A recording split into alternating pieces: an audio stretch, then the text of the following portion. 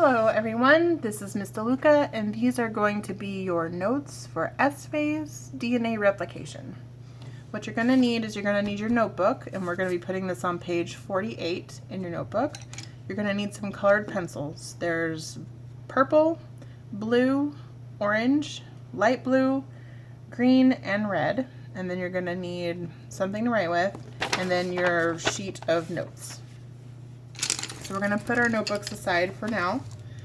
And we're just going to look at our paper. So your paper looks like this, except you haven't colored it yet. I may or may not have messed up this video once before. And you're just going to fold this paper in the way that we've done before with the window folds. You're going to turn it so it's blank on the side, and then you're going to fold the ends in to the middle so that they meet. So you have the window fold. If you want to fold it in half so they can meet perfectly in the middle, that's good. I personally like to live on the edge and just do it. So up to you. All right, so this is what you should have now. Okay, so we are going to be color coding our foldable, and you can see down here I've already colored it in for you a bit. All right, so you're going to take your purple and you're going to color in your phosphate group purple. You're going to take your light blue, because sugar is a carbohydrate and we color carbohydrates light blue. So we're going to color this light blue. And then each of the 4 nitrogen bases, you're going to color a different color. Okay, so you're going to take red, you're going to color adenine red. Then you're going to take your green, you're going to color thymine green. You're going to take your blue, you're going to color cytosine blue, and then you're going to take orange, not red orange like my last video, so it looks red, this is actual orange, and color in your guanine. Alright, so we talked about before how DNA is, our nucleic acids or nucleotides are made out of 3 things. There's a sugar, there's a phosphate, a sugar, a phosphate, and then a nitrogen base. So right now, I would like for you to pause the video, go ahead and color this side, the appropriate colors, and then you're going to color your sugars and your phosphates over on this side, the right colors. Don't color these because you don't know what color those are supposed to be yet. Okay? So pause the video. I'm just going to switch foldables because I can. Alright, so hopefully you paused the video. And before we get started, I would like for you to first make sure you have these colored correctly. Okay, so these are purple, these are light blue, and then you should have these colored to match the key down here. Then on this side you have purples, blues, and then nothing colored. Alright, so the title of these notes are S-phase notes, DNA replication, because we're talking about S-phase, which is an interphase between gap 1 and gap 2. This is when the DNA makes an extra copy of itself.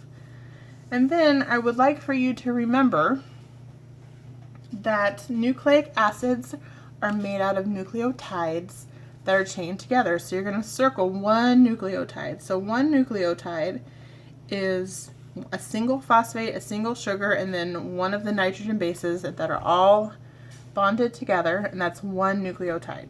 Okay, so DNA pairs its bases very specifically. Certain bases only go with other certain ones. They're called complementary pairs, and complementary means that it's something that goes together, and they go together all the time. In this case, adenine and thymine always go together. A and T, it spells the word at, or ta, like you're from England, you're like ta-ta. And then cytosine and guanine are the round letters, and the round letters always go together, always. So what you're going to do right now is fill in the complementary base pair on this side. So everywhere you have an A, you're going to write a T. So here's an A here, so I'm going to write T. There's an A here, I'm going to write T. And there's an A down here, so I'm going to write T. And I'm going to do the same thing with the T's. So if there's a T here, there's an A over here. There's a T here, here's an A. There's a T here, and there's an A. Then with the C, there's C here, here, and here. So I'm going to write G, G, G, and then G here and G here. So I'm going to write C's. Okay? So at the end, this row should look like this. Okay, so I'm going to pause the video, or you're going to pause the video, and you're going to color code this in so we'll have everything color coded. So red and green should always go together, and blue and orange should always go together. So you're going to pause the video and real quickly color in these bases. Alright, welcome back. Hopefully you've colored it in correctly. So it should look like this. So every T and A go together, A and T. C and G, G and C. T's are green, A's are red, G's are orange, C's are blue. Okay? So the other thing you need to do before we start working on the inside is you're just going to kind of draw a little bond. So these two are bonded together. Okay, so they're kind of holding hands in the middle. And it's important, so I'm going to circle one of the bonds in the middle. I'm going to draw an arrow over here. And it's important that you know that these bonds are called hydrogen bonds. So these are joined by hydrogen bonds. Now the reason this is important is because hydrogen bonds are super weak. It's kind of like Velcro. Like if you were gonna like hang something really heavy from the wall, like a 40-pound weight, you're probably not gonna wanna stick it to the wall like with Velcro because it's not going to hold it up very well. What's good about having weak bonds though for DNA is that it's really easy to break it down the middle and then put it back together, which is going to be important as you'll see in a minute. Okay, so in the middle here they're joined by hydrogen bonds and they're very weak and easily broken, kind of like Velcro. Okay, so what we're going to do is you're going to open up your foldable and then you're going to draw a line. So here's the fold right here. You're going to leave maybe about a finger's width of room and just draw a line straight down because we need to leave some room to write some letters in, okay? And then same on this side, so about a finger's width of room, and you're just going to draw a line straight down. Use a ruler if you really have to, but look, I did it, no ruler. Perfect. It's perfect. Okay. So now we have our lines drawn. We are going to title this S phase DNA replication.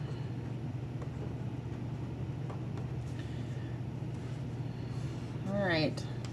So now if we look at our front again, this is our single strand of DNA, okay? DNA is double-sided, so there's one side, two sides, and it's twisted like a ladder called a helix. This is a double helix because there's two of them. And we're going to label, this is going to say original DNA on that side and on this side. It's going to be important that it's on both sides. All right, so now we have this labeled as our original DNA. So what S phase does is it makes another copy because every cell has to have the same amount of DNA. And if you just kept dividing DNA in half, eventually you would get down to none, and that's really bad for you. So it needs to make a copy so that when it divides, one copy goes to one house cell, like a house, and then one copy goes to the other cell. Everyone's happy, everyone has all the same stuff, no one gets mad. It's really great, okay? So we're gonna write that the DNA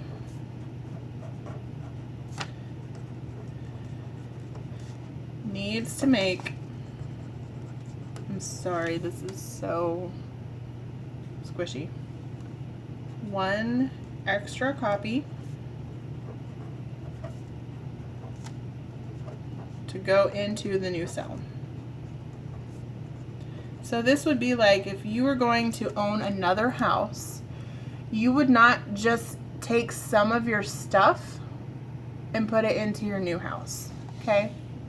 That wouldn't work. If you were gonna live in both houses, you couldn't just have half a bed, and you couldn't just have like a washer and no dryer, or you couldn't just have half a stove, okay? You're gonna need all of them. So you're gonna have two beds, one in your new house, one in your old house. You're gonna have a whole stove, one in your new house, one in your old house, okay? Hopefully you have a washer and dryer if you're lucky. You can have washer and dryer in one, washer and dryer in the other one. So you don't have to split between things, okay? Well, that's what happens here too. We're gonna make an extra copy. And the way that it does this is there's an enzyme called DNA heliocase, which hopefully you saw from the posters around the room. So step 1. It's really like a 2-step process. It's not super complicated. All right, so DNA heliocase unzips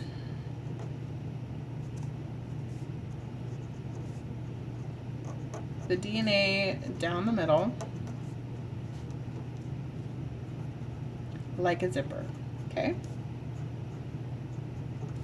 I'm assuming that all of you have unzipped something at some point, and you know that you pull the zip down the middle and then you get half the zipper on one side, half the zipper on the other side, okay? And that's exactly what happens in DNA replication.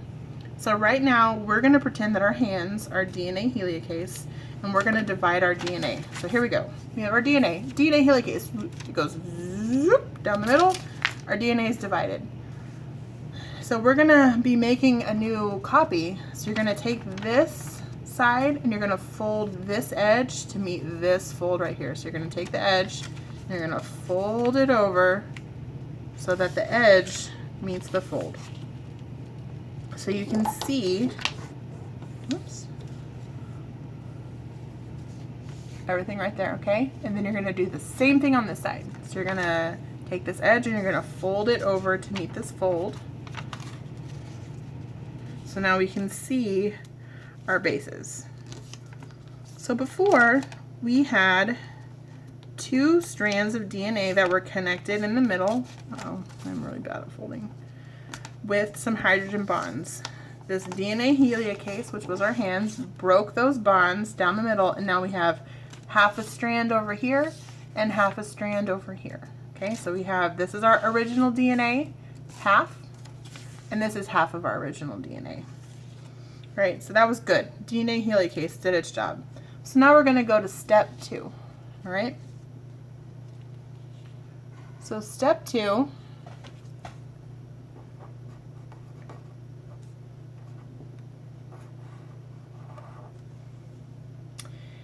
is another enzyme called DNA polymerase.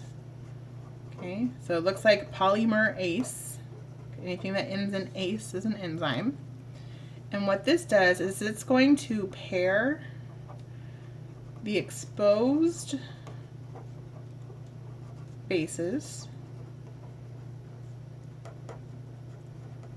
with a new complementary, our new word that we learned, complementary nitrogen base. Okay, so we learned that these bases are adenine, thymine, cytosine, and guanine, okay? And this results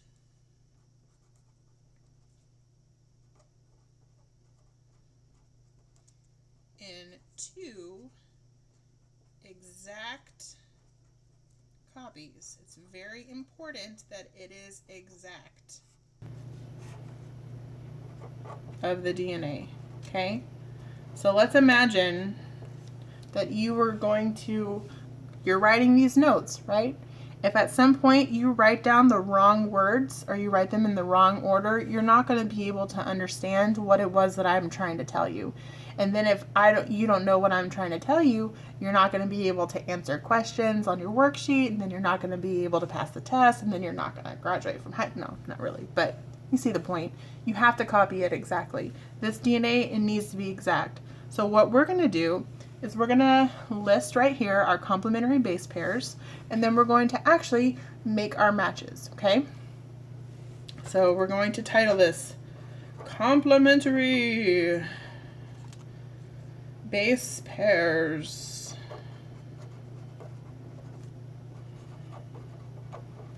All right, because they are nitrogen bases and they come in pairs.